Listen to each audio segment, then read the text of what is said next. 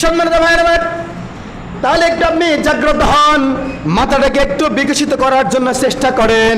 আজকের এই মাহফিল থেকে এটাই শিক্ষা নেন, পয়লা মুহররম থেকে এটাই শিক্ষা নেন, জুমার দিন থেকে এটাই শিক্ষা নেন।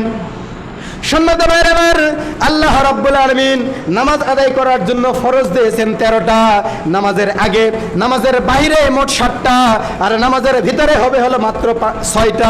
বলেন তো 1 নাম্বারটার নাম কি? তাকবীরে খাড়া হইয়া কেরাত পড়া, রুকু করা, 2 সেজদা করা, আখিরি বৈঠক। মনে হয় ভুল বললাম? সম্মানিত ভাইয়েরা আমার, এই 6টা জিনিসের মধ্যে যদি কোনো আপনার তারতম্য হয়ে যায়, বলেন তো নামাজ মনে হয় থাকে? আপনার ইমাম যদি ভুল করে, আপনি পিছনে কি করবেন? আপনি তো জানেন না। হুজুর না জানলে কি হবে, নামাজ পড়তে পড়তে আমার অভ্যাস হয়ে গেছে। কেমন অভ্যাস? এক মুসল্লি আসরের নামাজের সময় গিয়ে এক ইমামের ভুল ধরছে।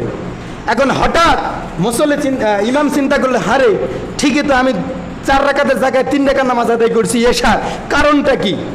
তখন ওই ব্যক্তিকে জিজ্ঞেস, ভাই কেমন করে বুঝলেন আমি এশার ফরজ 4 রাকাতের জায়গায় 3 রাকাত নামাজ আদায় করছি?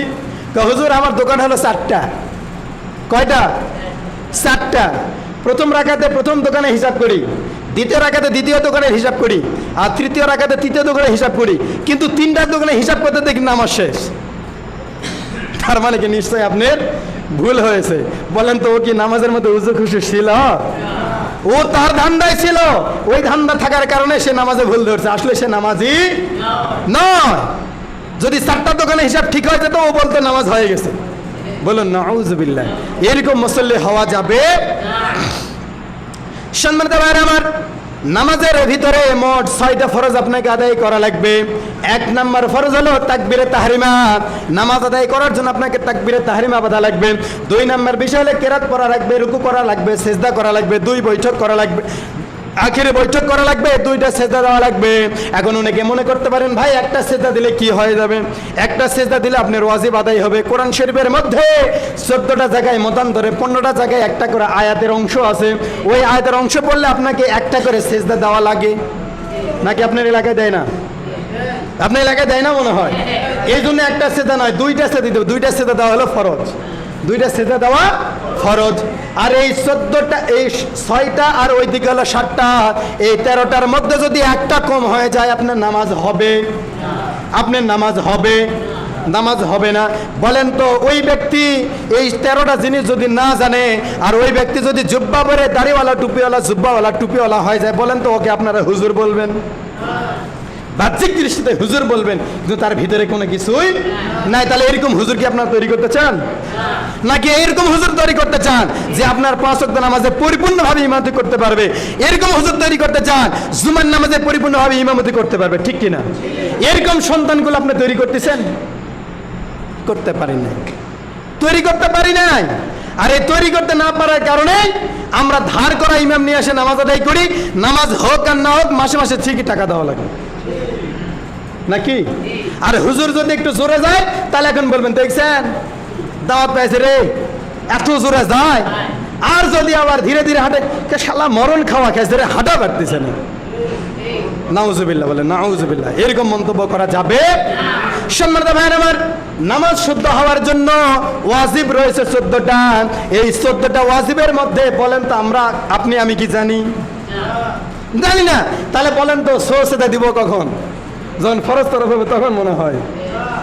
14টির মধ্যে যদি একটা ব্যতিক্রম হয়ে যায়, তাহলে আপনাকে সুজদা দিতে হবে, তাহলে আপনার নামাজ হয়ে যাবে। এখন বলেন তো সুজদা দিব কিভাবে? এটাও তো জানি না, এটাও জানি না। একটু সাবধান। সম্মানিত ভাইয়েরা আমার, 19টা কারণে নামাজ ভেঙে যায়। এই 19টা কারণ কি আমরা জানি? এই প্রথম কারণটাই হলো, আপনি যদি নামাজের মধ্যে অশুদ্ধ তেলাওয়াত করেন, আলহামদুলিল্লাহি রাব্বিল আলামিন, কেন আপনি ইমাম বলছেন আলহামদুলিল্লাহি রাব্বিল আলামিন, হবে? নামাজ হবে? আজকে বাংলাদেশের অধিকাংশ মসজিদের ইমাম এবং মুয়াজ্জিনের সূরা কেরাত ভুল আছে। ওই যে বুড়া বয়সে আর কোনো কাজ নাই, বাবা তোমাকে আর কিছু করা লাগবে না, তুমি এখন মসজিদের মুয়াজ্জিনগিরি করে খাও। মনে হয় ভুল বললাম। এখন আজান দিচ্ছে, আল্লাহু আকবার আল্লাহু আকবার, মনে হয় শুদ্ধ হলো। আর এই শুদ্ধ না হওয়ার কারণে ওই আজান যতদূর যাবে কোনো এলাকার মুসল্লি আর মসজিদে আসবে না। মসজিদে মুসল্লি কমার 1 নম্বর কারণ হলো নামাজ, আজান অশুদ্ধ। তাহলে এখন বলেন তো, যে ব্যক্তি দ্বারা আজান অশুদ্ধ, ওই ব্যক্তিকে আজান দিতে দিবেন?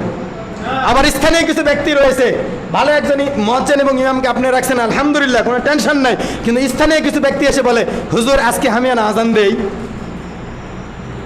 এখন চিন্তা করতেছে, স্থানীয় ব্যক্তি যদি একেবারে আজান দিবা না দেয়, আমার ইমামতি থাকবে কিনা সন্দেহ, এই জন্য তাকে আজান দিতে লাগে দিয়েছে। এখনো আজান দিতে দিতে একটু এলোমেলো হয়ে গেছে। এখন বলেন তো, যদি মসজিদ কমিটির সভাপতি সেক্রেটারি যদি আসে, তাহলে বলেন ইমামের উপর পিক আপ নিবে না? মুয়াজ্জিনকে তদারকি করবে না? হুজুর কাকে আজান দিতে দিচ্ছেন, আজানের মধ্যে ভুল, মনে হয় ভুল বললাম। অতএব এরকম কৃষ্টি কালচারগুলো থেকে আমরা দূরে সরে থাকি। তবে হ্যাঁ, আমি আজান দেওয়ার জন্য উৎসাহ জানাচ্ছি, আগে আপনি মুয়াজ্জিনের কাছে আজানটা শোনেন, আজানটা শিখেন, ইমামের কাছে শোনেন, শিখেন, তারপরে আপনি আজান দেন। আপনার আজান দেওয়া একটা দায়িত্ব আছে। যেমন আজকে মসজিদ থেকে মনে করেন ঈদের সময় ছুটি নিয়ে চলে গেছেন, এখন ওই সময়টা পূরণ করবে কি? তাহলে ওই সকল ব্যক্তিদের দ্বারা ওই সময়টা পরিপূর্ণ করে নেওয়া দরকার। সম্মানিত হাজিরিন, তাহলে নামাজ ভঙ্গের 1 নম্বর কারণ কি? নামাজে অশুদ্ধ পড়া। আর সর্বশেষ যেটা কারণ, সেইটা হলো নামাজের মধ্যে যদি আপনি খিলখিল করে হাসেন। কি হবে? হাসেন, খিলখিল করে হাসেন। আর হাসারও সুন্নত রয়েছে 3টা। মুস্কি হাসা, শব্দ, দাঁত বেরোবে কিন্তু শব্দ হবে না। আরেকটা হলো খিলখিল করে হাসা। এই খিলখিল করে হাসা মুসলমানদের জন্য জায়েজ নাই। সবচেয়ে উত্তম হাসা হলো মুস্কি হাসা, তাও যদি একটু বেশি হাসতে চান তাহলে দাঁত বের হবে কিন্তু কোনো শব্দ হবে না।